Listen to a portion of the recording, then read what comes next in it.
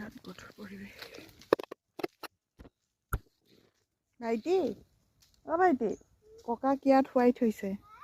আমাৰ ককাক ইয়াত শুৱাই থৈছে। আমাৰ ককাক ইয়াত শুৱাই থৈছে, চোৱা। আমাৰ ককাক ইয়াতে শুৱাই থৈছে।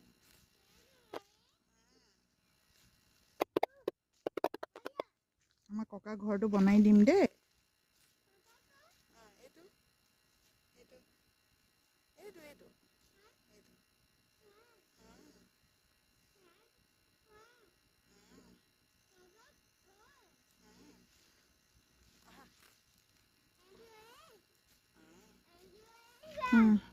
মোৰ পাপাৰ শেষ আশা আছিলে ইয়াতে থকা।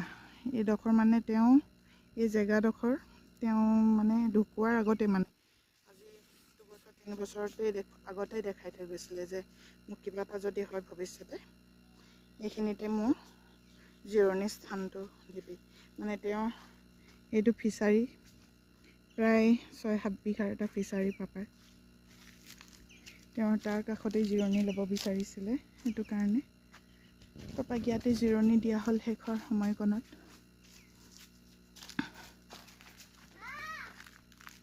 বনোৱা নাই, বনাম এতিয়া। আমাৰ যিহেতু